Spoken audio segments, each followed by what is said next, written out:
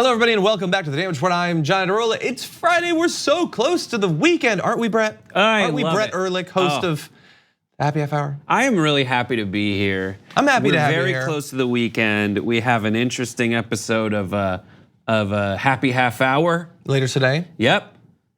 We cut out some jokes you might have been offended by. Okay, that's good. That's good. You might still be offended by some of the jokes in there. So what do you talk about? Our guest is a writer. Somehow it got to the Taliban, but it started with with Fartgate and ended up at the Taliban. So that's good. Ellery Smith, who you should definitely follow on Twitter. Funny comedian. Emmy Award nominated writer from Robot Chicken on the show. Okay, it sounds like fun. Yeah. On this show, though, we're gonna have at least a little bit of fun. We're gonna be closing out the show with excerpts from Sacha Baron Cohen's recent speech, I should say, which was awesome. I wish we could just play the whole thing, but they'd probably have an issue with that. So we're gonna show you some excerpts. We're gonna talk about the role of social media with fake news, conspiracy theories, and threats to democracy. We've got an update on Griftgate. That is the right-wing plot to dominate the New York Times bestseller list. Some more data on how Don Jr. shot to #1 suspiciously quickly. And let's see, we've got Edward Gallagher, the allegations of war crimes. Donald Trump, obviously a huge fan of him. You've probably seen that come up in the news. We're gonna update you on that entire thing. But we wanna start off with something truly crazy, and that is Donald Trump's appearance on Fox and Friends. Just to give you a little idea of how this went, listen to this. I do want always corruption. I say that to anybody. Like technically a slip of the tongue, I guess. Some would say a Freudian slip, perhaps. But that's Donald Trump. Truer than you purposed, sir. Exactly. You're supposed to whisper that part. So there, Donald Trump, president of these United States, called up Fox and Friends, and they tried to interview him. I can't say that they interviewed him because that implied that he ever stopped talking and they got a question in. They did get questions in. Occasionally. Essentially, and it was the kind of question where they just repeat what he just said in astonishment. Like you don't, what? You want a great example of that? Yeah, let's do it. Let's go to our first clip because we got a few that we're gonna go to. But Donald Trump, he's not gonna be deterred by like Fiona Hill's testimony yesterday about how the whole CrowdStrike Ukraine 2016 thing is a Russian promoted conspiracy theory to get the suspicion off of them for interfering with US elections.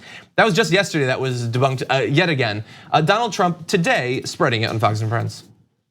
From the DNC, Democratic National Committee. Who has the server? Now, the FBI went in and they told him, get out of here, we're not giving it to you. They gave the server to CrowdStrike or whatever it's called, which is a company owned by a very wealthy Ukrainian.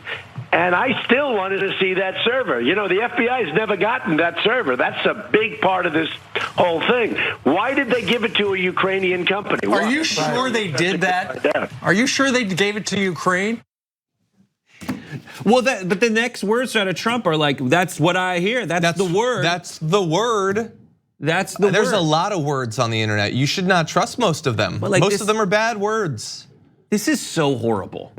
Like that specifically is so horrible and a microcosm of what's been happening in media discourse under the Trump presidency. Like those are gestures. This was a 50-minute interview with Donald Trump, a 50-minute show, and never anywhere else has it been so apparent that Fox and Friends are the court jesters. Because jesters' job was to come before the king and put on a show just before the king, as he doesn't care if they live or die, as he toys with them to his heart's content, either laughing at them and rewarding them with praise, or not being satisfied with their performance and then like literally tarring and feathering them.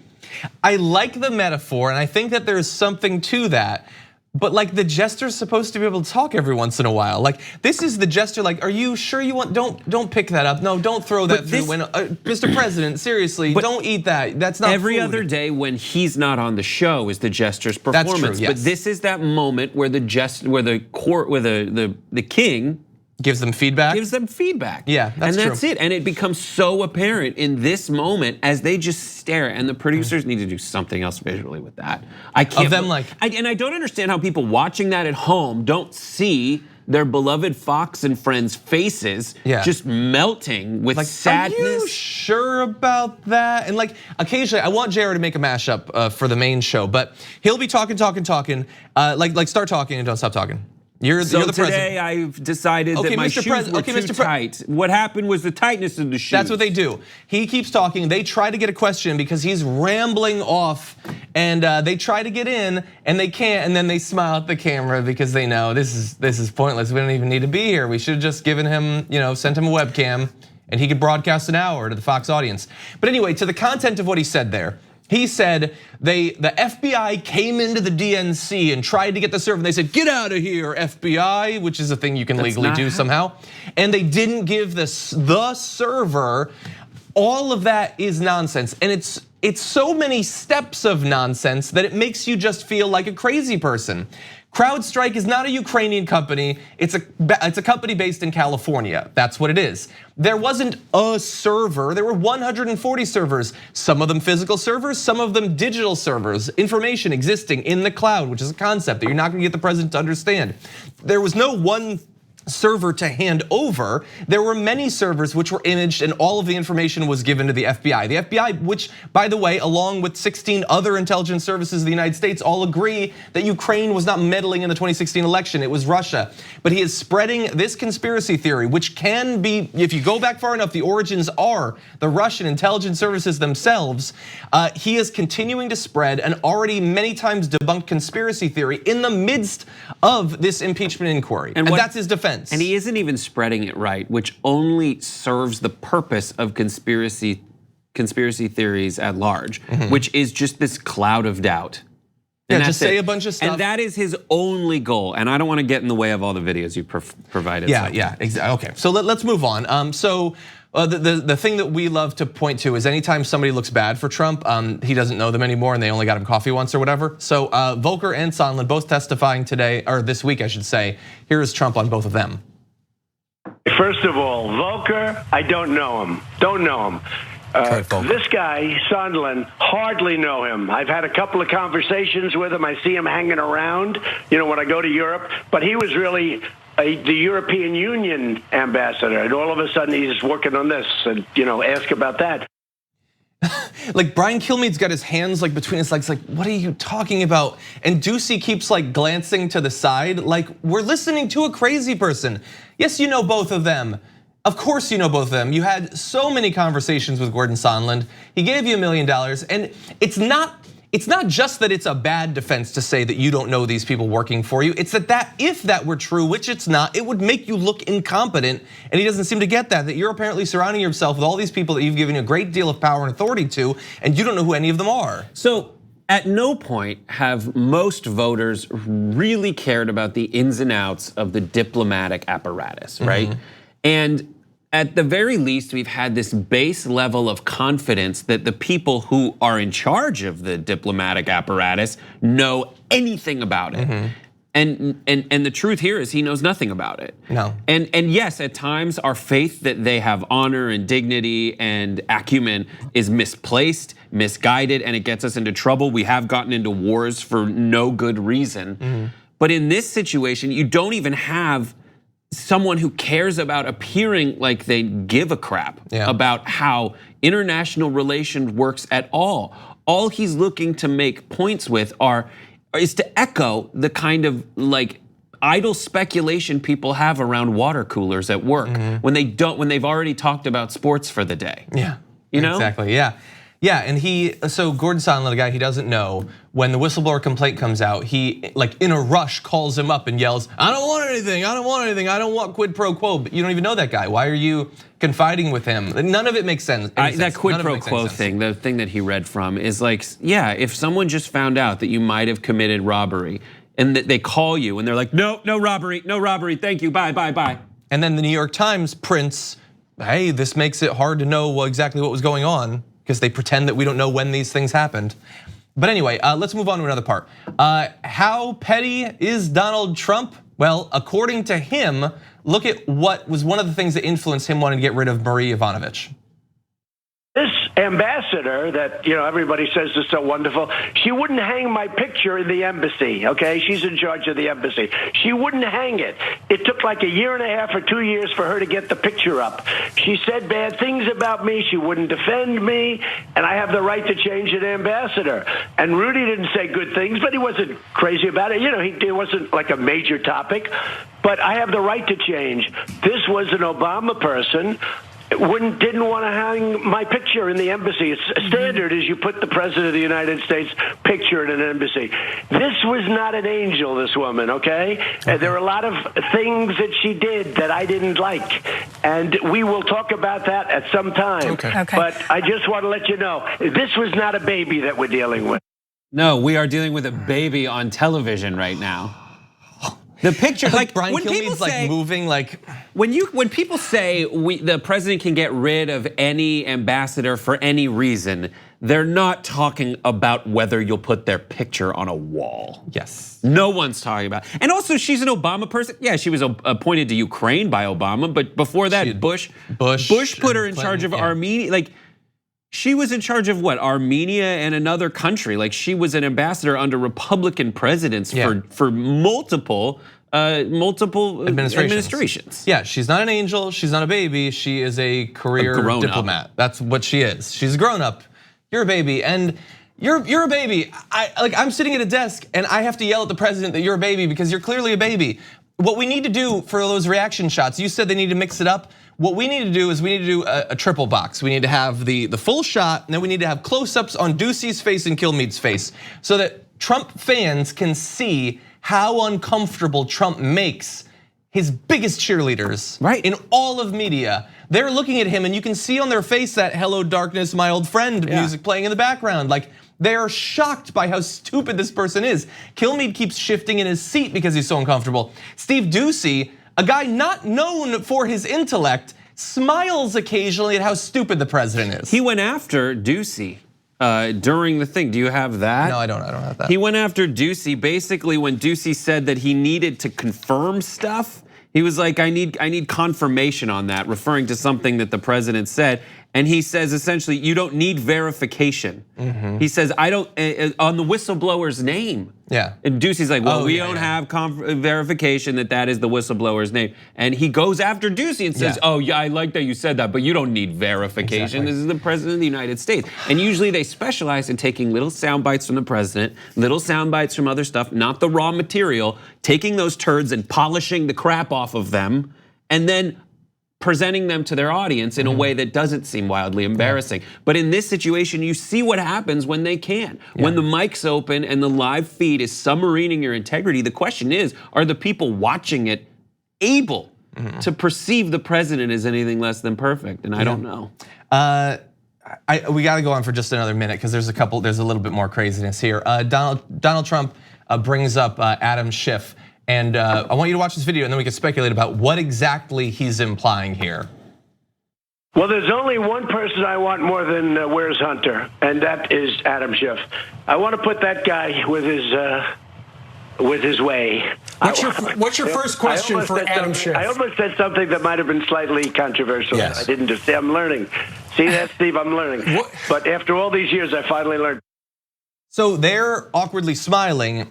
Best case scenario, he was joking about locking Adam Schiff up. It's either anti-Semitism or homophobia. Like, that's where I'm gravitating. Well, what's the homophobia? His way, like his way. I don't know. Didn't even see that. I mean, definitely the shifty Schiff. That's just an anti-Semitic thing. That's all that is. We're supposed to pretend that it's just a clever nickname he came up with. No, it's just anti-Semitism.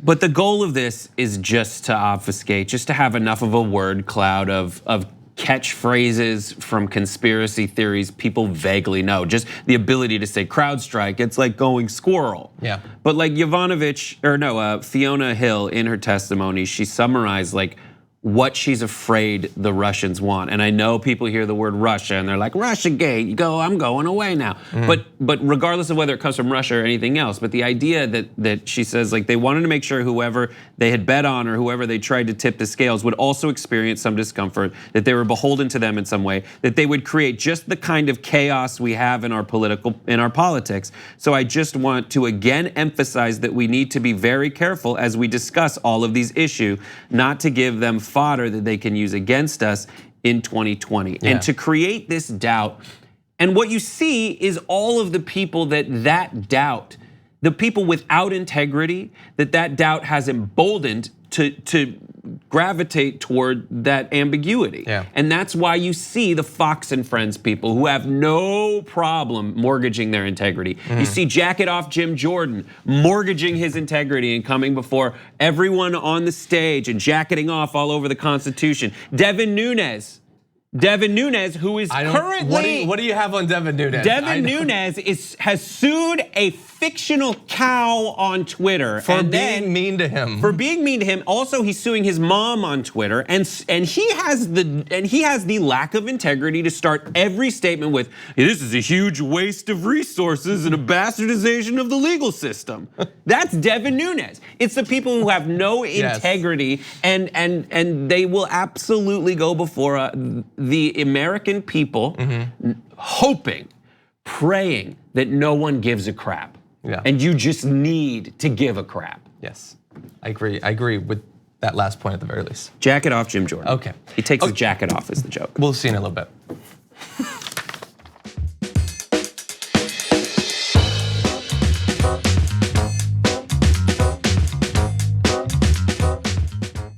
How in the world are you going to get the right to vote if you don't already have the right to vote? That's impossible. Reason they tell you things are impossible is because they don't want you to try. It only took 7 years for them to get an amendment to get a right to vote. Does this result in millions upon millions of Americans losing their coverage? And we've been waiting to find out, and now we know, yes, it will cut millions. Public education was supposed to be the way to equalize everyone regardless of their socioeconomic status. But if you come from a family that's poor, how are you going to afford grade school for your kids? This fight is about fairness and morality. It's about the American values. You think that black people all across the country, in every city, were all lying when they said the police abuse us and the police kill us when they should? No, of course they weren't lying. Yes, it does happen. Yes, they do get targeted more. Why are we going to put immigrants in prison for 5 years, which American taxpayers have to pay for, if we're so concerned with immigrants using up our so-called resources? We're gonna do both. We're gonna fight Trump and we're gonna fight the establishment. It's not that hard. Yes, you can do both at the same time. Go tell them.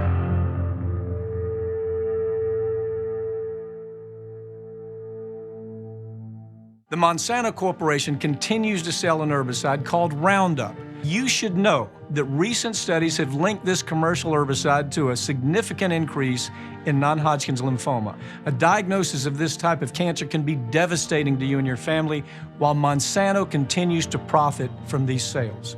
If you or a loved one were exposed to Roundup at work or at home and then developed non-Hodgkin's lymphoma, you might be entitled to financial compensation, and you have a right to take action now. We get animated about the news. Yes, we're not the robots on TV. I actually care about the news. Guilty, I care. Senator Sanders, I'm going to do something unusual. I'm going to ask you a policy question.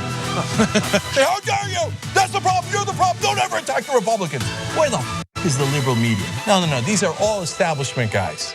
They love the system as it is. They're all enormously rich off the system that exists. For us, this system isn't working. So what this campaign is about is trying to create an economy that works not only for the people on top, but works for all Americans. We're gonna rock the boat. We're gonna be counter-establishment. We're gonna tell people the truth to the best of our abilities, and we're gonna keep it real with them. Can you believe this hysteria about Black Friday? Oh yes. How do we convince the middle class that discounts on new televisions outweighs their utter lack of need for them? Exactly. And you know the products on sale are inferior, derivative versions of what they would buy throughout the rest of the year. And those poor retail zealots, they camp out overnight only to trample each other at dawn for coffee makers and Xboxes? Commercialism makes me sick. Oh, I don't know. What were you saying? Just that Shop TYT is offering some great Black Friday deals. 35% off hoodies and fleeces. Hats too. plus other sales all weekend long. Officer, there's a strange woman on my property. No, I don't know if she's armed. I am calm. Something about hoodies. I think it's like gang related. Please, just hurry. Don't miss 10 days of Black Friday happening now at shoptyt.com.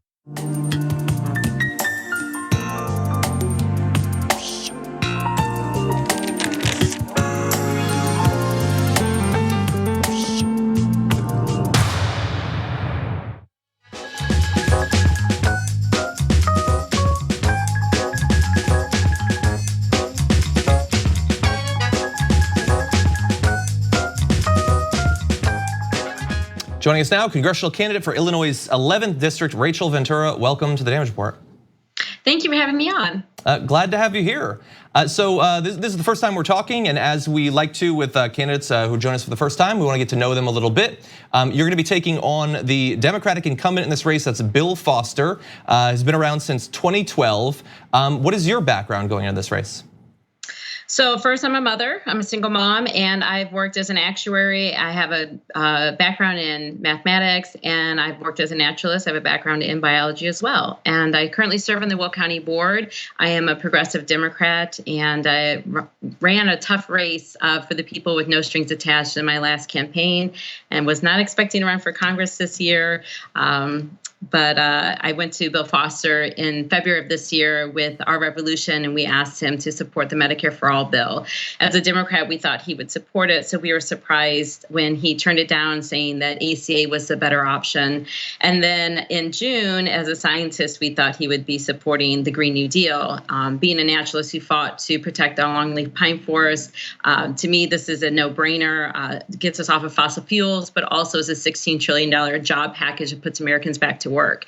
When he turned that down and said that he didn't think it was practical legislation, and then turned around and started supporting the Use It Act, which is a $50 million bailout for the fossil fuel industry using our taxpayer dollars, we knew that there was a problem. But then looking into his background, seeing some of the money he's taken from ExxonMobil, from $600,000 from insurance and big pharma, it's no wonder that he's not supporting the people on some of these important issues. And I jumped into the race. I think that's pretty awesome. And look, hypothetically, that's the way that this should work. I mean, if a primary is going to come about, it should come about because citizens tried to get their representative to do the right thing and clearly weren't going to. Now, you mentioned there a little bit of research into how some of his big donors might be influencing his positions on those issues. So as you're launching your bid against him, what is your strategy in terms of campaign finance? Yeah, so I am a supporter of Move to Amend. I think we need to have campaign finance reform and get money out of politics so that people can be elected by their representatives actually supporting the people. So I talked about my last race. I was outspent 3-1, and we walked 10,000 doors with my team and knocked on a lot of doors and talked to a lot of people. And in the end, people want to be listened to and heard. And we have a huge wealth gap in America right now. So whether it's fixing things in the county board or fixing things in Congress, a lot of it has to do with representing the people. So, I didn't take any big money in my last campaign. We're running on no cap corporate dollars and no dark money now, but we do have a very strong ground game, and we will win this, but we do need to raise money to do so. I believe that if we can raise the money, we'll definitely win because of the ground game of knocking on doors. We've collected 5,000 signatures. We'll be filing in Springfield on Monday with that. We've got a huge team of volunteers, and it's people who are sick of the system and are ready to get rid of these politicians who are bought and paid for. So you mentioned earlier your support for Medicare for All and the Green New Deal. Outside of those two, which our audience is pretty familiar with, what would some of your other legislative priorities be were you to make it into the House? Yeah, we need to have criminal justice reform. I live in Joliet, and we are a prison town, and so there are a lot of ex-felons who live here. And unfortunately, we have corporations like Centerpoint and these staffing agencies, and now this new development coming in, North Point, that prey on people with low income, having the ability to not get a standard job because of their record previously. And we don't want to give people, a life sentence. So we need to have a way to seal the records once time is served so that people can get housing, they can get good paying jobs, and be able to go back into our society. We also have a large Hispanic population here, and I would like to see immigration reform and a pathway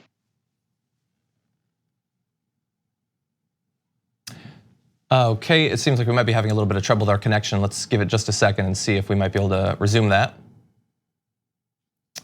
Unfortunately, looks like we're having some issues, unfortunately. Oh, well, the internet, it's a temperamental beast. Look, you learned quite a bit there about Rachel Ventura's platform and some of her background. We're gonna try in the near future to reconnect with her. There were a few other topics we wanted to talk about with her. But if you're interested in her candidacy, you could, of course, look for her both on social media and on her website. And Rachel, on the off chance that she's hearing this, thank you for joining us. We are gonna take a short break. When we come back, lots more news to get to.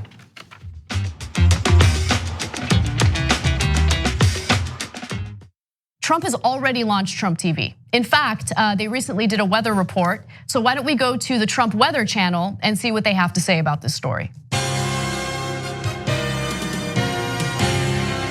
This is Brett Ehrlich reporting live on Hurricane Dorian as the storm bears down here in Mobile, Alabama. And as you can see, the weather is actually pretty nice. We need to fix this shot. We need to make it seem like there's more of a hurricane.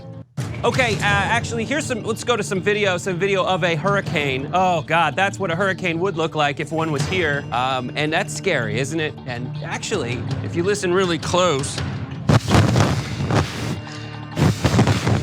you can hear the wind. Real natural debris. And I'm not even sure how the people here in Mobile will cope with the cleanup afterwards. So we're just really waiting we gotta get out of the shot. We gotta get out of the shot with bated breath to see what will happen. And ow, okay, all right, okay, that's back to you guys, back to you in the studio. All right. Mr. President, I can't fake rain. What do you mean use a Sharpie? As you can see, the rain is coming down in buckets. The rain's coming down all over the place, and there is no quarter. There is no quarter, no place to hide. I quit. I just quit. The Monsanto Corporation continues to sell an herbicide called Roundup. You should know that recent studies have linked this commercial herbicide to a significant increase in non-Hodgkin's lymphoma. A diagnosis of this type of cancer can be devastating to you and your family, while Monsanto continues to profit from these sales. If you or a loved one were exposed to Roundup at work or at home and then developed non-Hodgkin's lymphoma, you might be entitled to financial compensation, and you have a right to take action now. Welcome back, everyone, to another episode of The Damage Report, another week of the news. I am John Idarola, and we've got a doozy of a show for you. My God, is DC up its own ass today. We have put someone into power in our country who is so crazy, they have finally out-crazied North Korea. The US is the only country in the world that isn't part of the Paris Climate Accord. Yesterday, Donald Trump did exactly what he told us. He pulled the US out of the Iran nuclear accords. People call the police on black people. People are fearful of black humans. There is no more to the story than racism. I was gonna say we've been dealing with the issue of lead poisoning in this country, but that would imply that we're really doing something. We have an issue with lead poisoning and it continues. So 60 people are now dead. Some of them grandmothers, many of them children. The silence of politicians on both sides of the aisle. Just about only Bernie Sanders, maybe Tulsi Gabbard, and a few others have actually been critical of what happened there. And the rest are cowards hiding behind silence, refusing to admit what happened yesterday. We have to be able to accept that we do things wrong in this country. You can fix and change things, make things even. What's great about our country, and this is a great example of it, is everybody's pissed off. This is The Damage Report, and it's all about the threats facing us each day. When something's relevant, and it's hot, and it's in the news, you're not supposed to talk about it. Can we start talking about it now?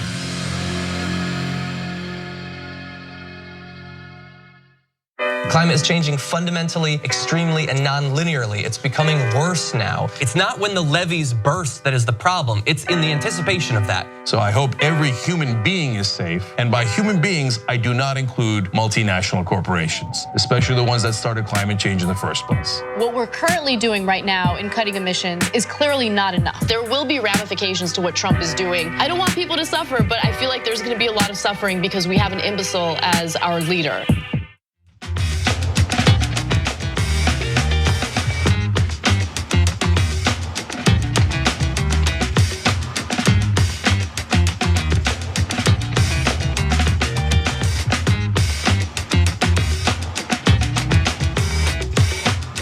We're in the middle of a fascinating situation involving a former Navy SEAL accused of multiple war crimes, where Donald Trump is going out of his way multiple times to protect this person from any sort of consequences whatsoever.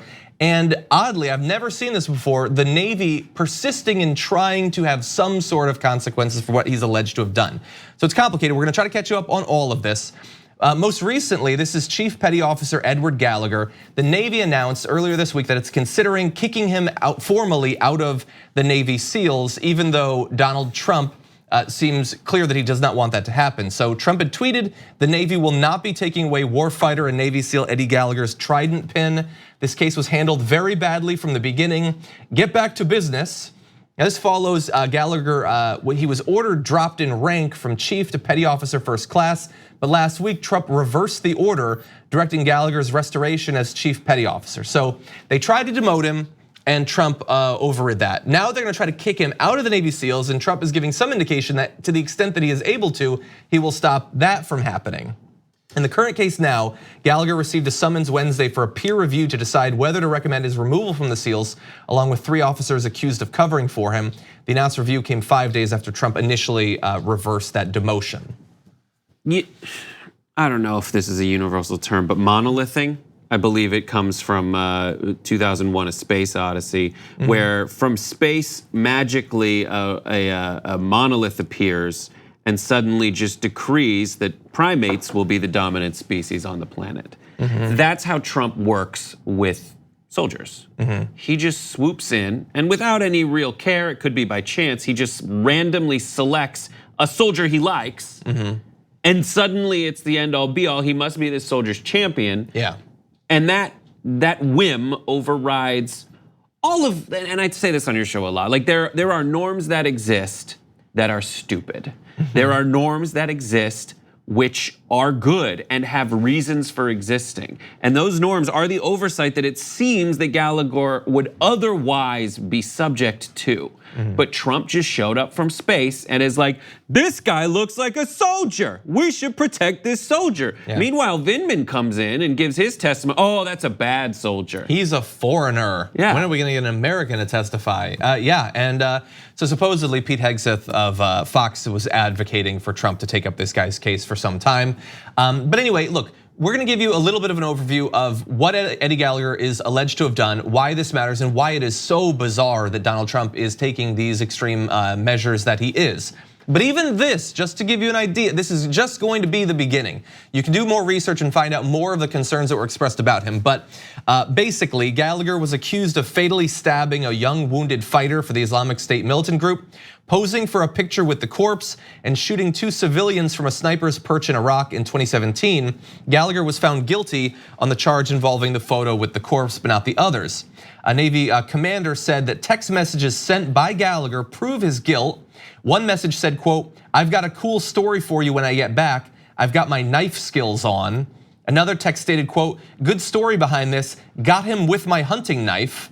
That Navy commander then showed a photo of Gallagher holding up the dead prisoner's head by the hair. So multiple witnesses testify that this Islamic State militant was injured, was being treated. Gallagher walked up to him and killed him with a knife, and then appeared to multiple times brag about it through text messages, and was not convicted for those things. But it wasn't just that case. There were apparently for months brewing concern, the soldiers that were serving with him, that this guy, there was something wrong with him and nobody was taking it seriously. So SEAL sniper Dalton Tolbert testified that he does not remember who started a group chat called the Sewing Circle, but the purpose of it was to connect with others who were disturbed by what they saw while deployed with Gallagher and decide how to handle it. And that sniper said, "I shot more warning shots to save civilians from Eddie than I ever did at ISIS. I see an issue with that." This is just, but with Trump, it's just proof that the facts don't matter, winning matters.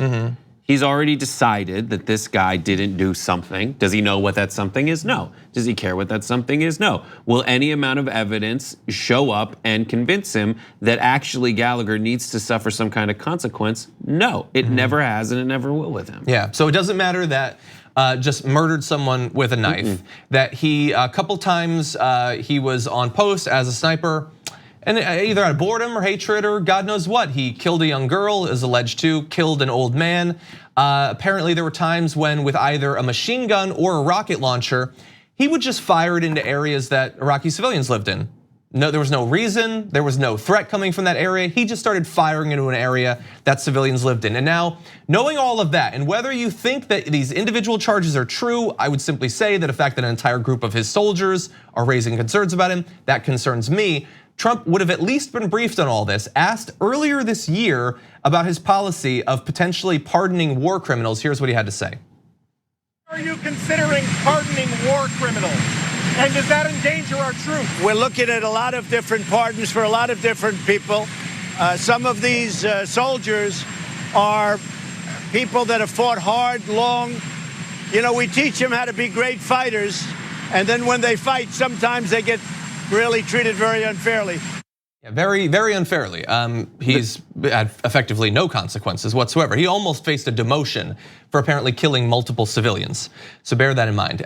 There were 2 people that he pardons, so it's certainly conceivable that that's the exact person that he was talking about there. But notice, he doesn't advocate any sort of change in the training to stop someone from snapping and going on a spree where they start killing civilians. He doesn't care about that. And really, I don't think that it's random that he's picking this guy to champion. I think it's very intentional for 2 reasons. One of the core planks of fascism is devotion to the military and a belief that martial force and the use of martial force is a good. It is simply a good. It shall not be restricted. That's why Trump was advocating for killing more civilians through drone strikes and bombing and all of that. He has to show to his followers he's willing to kill people and he doesn't care about the consequences. But importantly, this guy didn't just kill people, he killed Muslims. And Trump does not want to send a signal to his base that you get in trouble if you kill Muslims. He wants to laud this guy as a hero for the fact that he killed not only militants, but also civilians who happened to make the mistake of being Muslim. Yeah, I don't think it's a mistake, John. No, yeah. I agree. I mean, I see, yes, it seems random, but my point with the monolith thing is essentially, I've said this also too, he's like a truffle pig. He just sniffs out, he like knows where the PR play is right now, and he's better than any other politician ever has been at that. Yeah. Which is terrible for literally the world.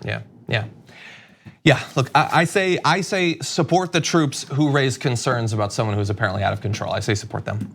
Okay, we're gonna take a short break. We come back, lots more to get to.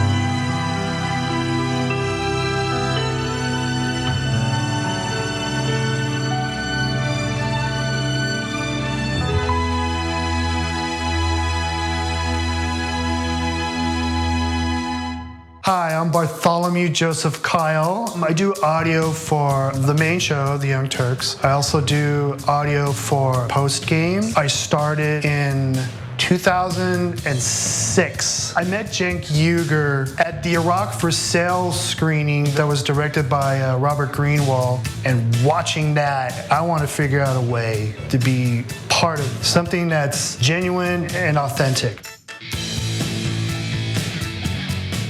The Monsanto Corporation continues to sell a herbicide called Roundup, but you should know that that herbicide is a potential killer. Recent studies have linked Roundup to significant increases in non-Hodgkin's lymphoma. That's a cancer that can be devastating to you and the people you love. While Roundup continues to cause cancer, Monsanto continues to make huge profits from the sale of Roundup. They will not take it off the market. If you or a loved one are exposed to Roundup at work or home and then developed non-Hodgkin's lymphoma, you may be entitled to financial compensation, and it's important for you to take action now and hold Monsanto accountable. I'll predict right here for you, Chris. I think Donald Trump will leave office before his term is up.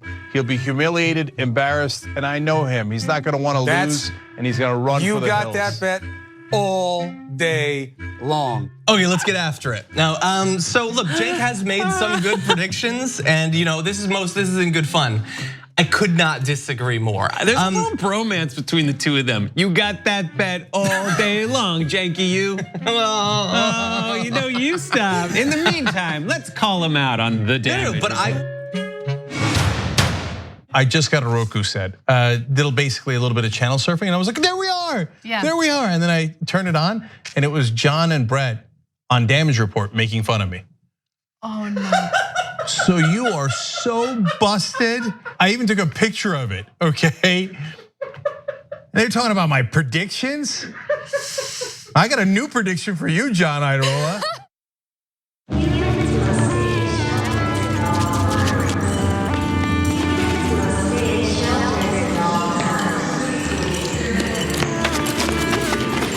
Return to your shelter now. Thanks. That was a close one. Oh, it's already after midnight. We don't have many more safe hours to travel. After midnight? You know what today is, right? The anniversary of the fall of humanity. When our hubris finally caught up with us. Man's robotic children overthrew us. Damn that Boston Dynamic. They should have known better. At least we made it to another year. Made it to another anniversary. Maybe this will be the last one with the robots in charge. I'll drink to that. To the last one. To the last. Cyber Monday. Don't miss the Shop TYT Cyber Monday sale at shoptyt.com.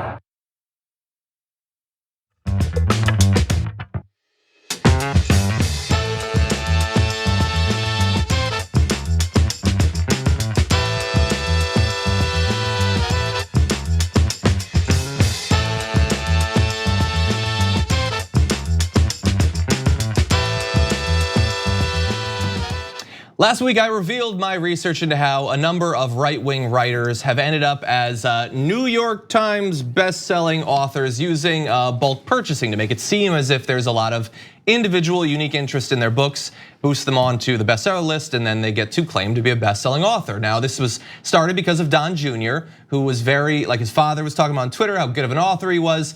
And you can go on the New York Times bestseller list and see that they mark it as having been the beneficiary of bulk purchases. So go watch that video. Hundreds of thousands of you already have. There's a lot of research in there. But I assumed that when you say that there was bulk purchases, that a lot of different groups did a lot of purchasing, and over a bunch of them, it adds up.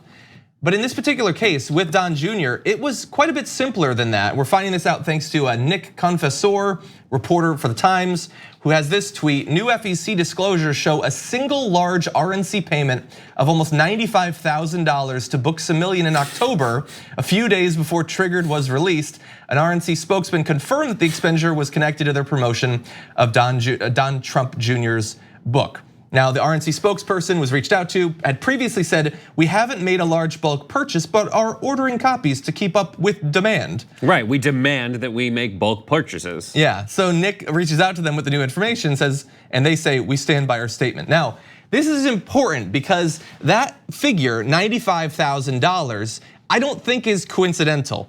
So Books-A-Million, which held a fundraiser at the beginning of the month for Triggered, is listing copies of the book for $23.09 online, which comes out to a little over 4,000 copies given the RNC's payment. Now, what is interesting about that is, when I was doing my research on how people get on, what it takes to get on the New York Times bestseller list, absent the bulk purchasing and everything, 5,000 copies is considered the threshold to get onto the list at all. 5,000 to 10,000 guarantees you a spot on the list. So this one bulk purchase almost did all the work necessary, not to get him to number one necessarily, but to get him on the list.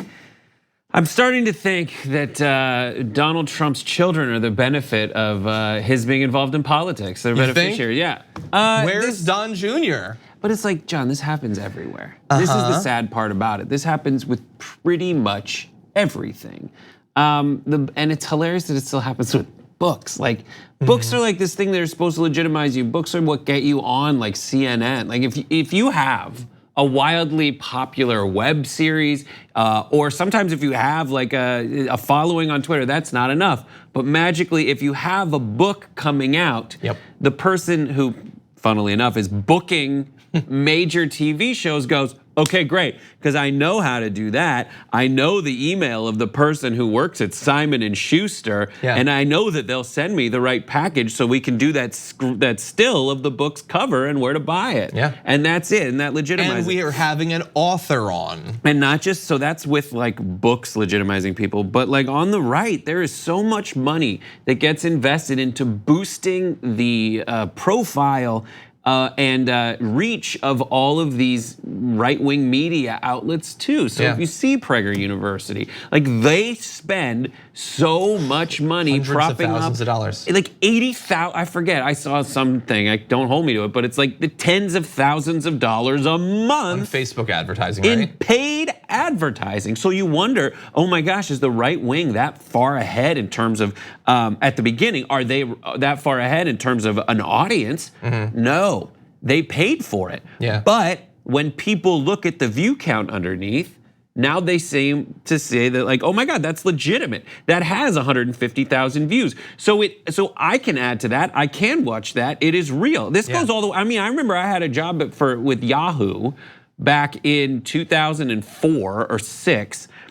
And we had automatic placement on Yahoo's mail list, like if you had Yahoo Mail. So instantly our views had 1.8 million views. Did anyone ever opt into that? And back in 2006, that was like leaps and bounds ahead of literally everybody else. Like pre-YouTube. Did anyone voluntarily share or watch that? No. Maybe some did, but you could sell ads against that now because we have some kind of massive reach and distribution. And look, I think this is way worse than the advertising. I mean, people are going to advertise. I think it's on us to point out that these right-wing the personalities, people just pretend that it's this organic thing. No, it's billionaires who are buying ads. It's perfectly legal. It happens on TV. They buy ads for shows and stuff. I get that. But it's not an organic thing, and let's just bear in mind that the left doesn't have that. There's nobody buying hundreds of thousands of dollars of ads for us. That's never gonna happen. This is even worse. This is just pretend, this is buying views. Right. Not promoting it so that people will then view it. This is just pretending that people viewed it. Like maybe some of those people did want the books. Maybe it sold some copies, but those 4,000, that's not the same thing as 4,000 people walking into Barnes & Noble or Half Price Books or Borders or Books A Million or whatever. It's just not true. And for other authors like Ben Shapiro, look, I haven't looked at his previous books. Maybe some of them people wanted. But his last book that came out, the only times it appeared on the New York Times bestseller list were weeks when it had bulk purchasing. So we can't say with any guarantee that anyone genuinely wanted to read that book. And yet, he'll get on to Bill Maher. Maybe he'll get on to the Daily Show because they book people. Like I have billions of views across multiple channels that I've been on. That counts for absolutely nothing. I'm never getting on the Daily Show. Bill Maher doesn't care. But if you do a book, you could. And if you have in your Twitter bio that you're a New York Times bestselling author, even if it was just purchased for $50,000. John, your video that you did on the first iteration of this was wildly successful. Who knows about this video because I'm in it and might submarine the whole thing. But you should write a book about the artificially inflated bulk purchasing book industry. And on your launch, you should the Kickstarter should be for an automatic bulk purchasing push at the time, and then you just go blow the whole thing up. But just to put it all together, like this is a waste of money from the RNC in certain ways because the people that they're buying the books for aren't necessarily gonna read them. There is no, the reason it's the bestsellers is because it seems like people want it, they're seeking it. No, they're not, but it gets on a bestseller list and that legitimizes it. But the original investment does not go to the original intent of a book, which is for someone to read it. And to hypothetically learn. But the whole intent is to make it seem like the right has a lot of people who are way into it and are legitimate. And all of that just goes, as much as they say that like Jews run the world and run the media and buy everything up, what you see on the right is a proven, as we've seen, bulk buying smoke show that's meant to convince you that they have the winning correct ideas when they don't, but then it becomes this self-fulfilling prophecy in the end, and that's what's so dangerous about it. I agree. Okay, we're gonna take a short break. We come back a little bit more on, well, it's somewhat related. I'm not gonna try to draw the connection. But anyway, Sacha Baron Cohen, great speech recently. We're gonna give you some of the highlights after this.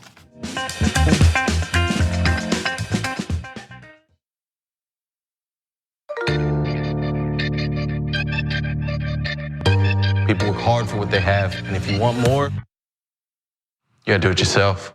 Stock stories bring headlines to life in an instant, whether you work on Wall Street or in Wichita. Stock report cards and professional analyst buy and sell ratings help gut check your thought process. Buy stock, take profits, and manage risk. And the Idea Feed is your daily one-stop investment shop with videos that unpack today's money-moving headlines in under 3 minutes, because you need ideas, not lectures. And live in-app chat from when you want to talk to someone, but you don't actually want to talk. So what'd you think? With unlimited commission-free stock trades and great ideas from real traders. Visit doe.com/TYT. People still don't know what the word feminist actually means. Not even that, people are still angered by the word. People think feminist is a bad word, but it's not. There are gradations, there are different ways. The people who are against gender equality love to use like militant feminists as the representatives of all feminists. It's untrue. I don't know why you'd be threatened by strong women unless you were an incredibly weak man. If you don't have equal rights, or you're not treated the same way, well, wouldn't you be angry? The Monsanto Corporation continues to sell a herbicide called Roundup, but you should know that that herbicide is a potential killer. Recent studies have linked Roundup to significant increases in non-Hodgkin's lymphoma. That's a cancer that can be devastating to you and the people you love. While Roundup continues to cause cancer, Monsanto continues to make huge profits from the sale of Roundup. They will not take it off the market. If you or a loved one are exposed to Roundup at work or home and then developed non-Hodgkin's lymphoma, you may be entitled to financial compensation, and it's important for you to take action now and hold Monsanto accountable. Cenk Uygur is not here today, which means that I will be able to talk during the show. No, We'll see. Poor Cenk, under the bus. My God, if Jesus came back, how much would the Republicans hate him? Now you have to give away all of your possessions to the poor. Steve King would be like, oh, Weezy. Cenk is oddly, scarily competitive. Oh, it's insane. I play basketball against him. It's just like, how are you good at this? The liberal mom says, Mark Thompson, have you ever thought about doing one of those tapes that soothe people to sleep? Like Mark Thompson reads the phone book. I'd buy it. If you'll buy it, I'll do it. Emilio D'Amelio writes in, John, you are so thick. I love you. That's what he wrote. Pork Chop Express writes in and says John Idarola needs a new jacket. Whoa. Those 24-inch pythons are about to burst out of his sleeve. Gun, baby. You know, the two people here said that their moms were both in love with you over Beauty and the Beast. That's an improvement. I usually get grandmothers. The Hour of Fire is brought to you by Brooke, and Brooke. Yes, Brooke's got it. Okay. Take it. All you right. guys know I really like compliments. Charlie Turk. No, wait a minute, don't you dare. Chemical castration when we return from the break. All right, so that's it. We will settle it. I want to see this. Did Anna comment on my tan yet? No, she hasn't. Scandal at TYT. You're a good bosser. But Anna did say that I come in here today with a fresh mind. That's all I'm about. I'm about a fresh mind. I can't with you right now. Okay? She just can't. She can't, but nonetheless, we have to for another 3 hours. I'm back, baby. Let's rip in the Republicans. See, don't miss the live show. That's great. Tell people, if you're a member, you get the whole live show whenever you want, because this stuff doesn't go into any of the clips.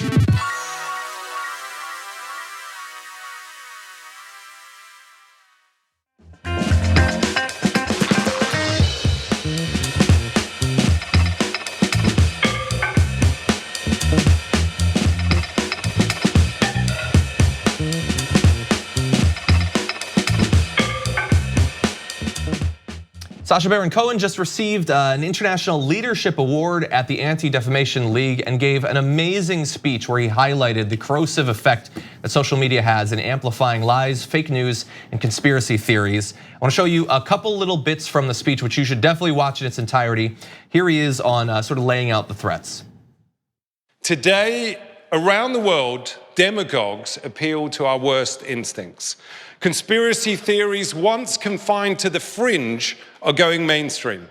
It's as if the age of reason, the era of evidential argument is ending, and now knowledge is increasingly delegitimized and scientific consensus is dismissed.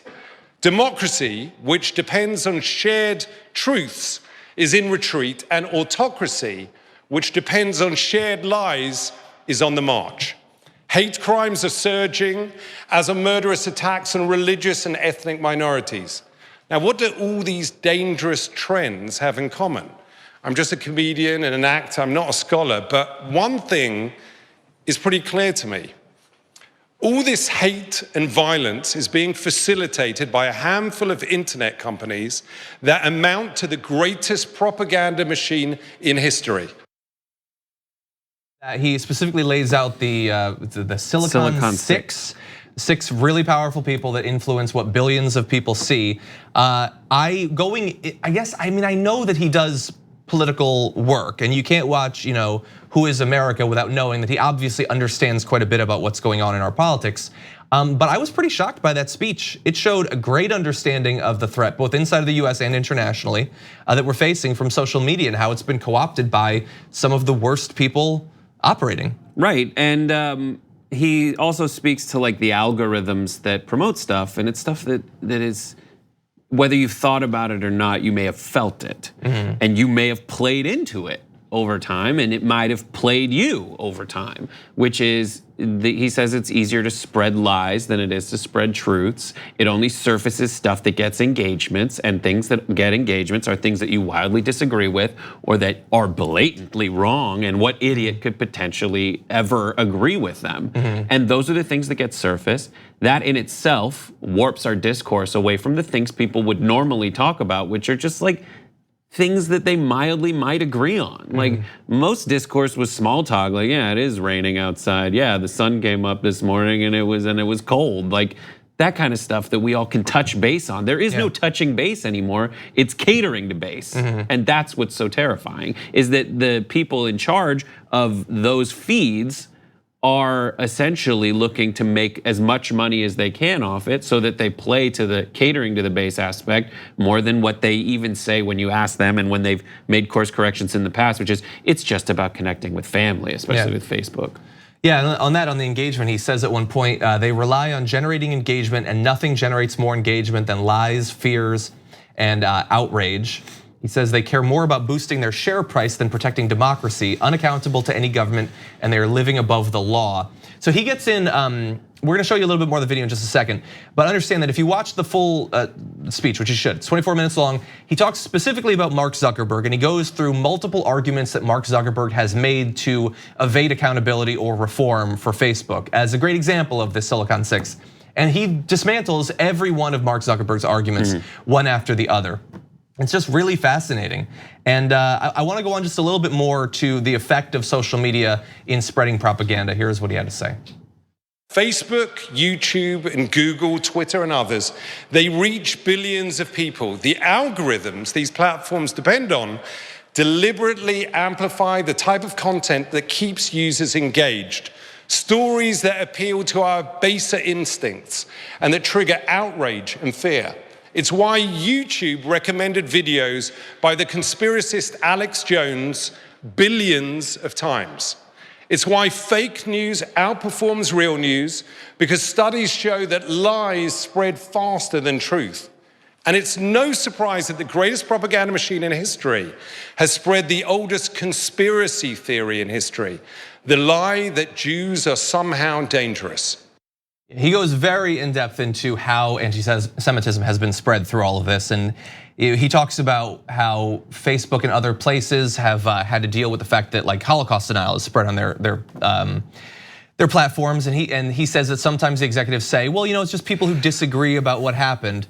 But Sacha Baron Cohen has a great line. He says, those who deny the Holocaust aim to encourage another one. It's never just about a difference of opinion. It's about laying the groundwork for real life action. He also quotes Voltaire, who said, those who can make you believe absurdities can make you commit atrocities, which is absolutely true. And that's something that this works to do over time. He says that stuff on Facebook is promoted as news, and Breitbart looks like the New York Times, and it's hard to tell the difference between them. But it is wildly frustrating. And he also basically says that and this is the core tenet of progressivism, which is we need ground rules for this. We just need ground rules. The same way that the Industrial Revolution, we started needing safety standard, we needed safety standards and work labor standards. We need standards for these people who are the publishers and purveyors of all this misinformation. Yeah, we needed the jungle to get people to realize that these companies are not going to regulate themselves, and you're accidentally eating fingers. Well, maybe when you're on social media, you're accidentally eating bits of rats. Maybe. Thank you, John. It's a complicated metaphor. I'm going to work on it. But anyway, Happy Thanksgiving. Take a look at the entire speech. It's really good. Thank you, Brett, for joining me. As always, we'll see you tomorrow, Monday morning. Bye-bye.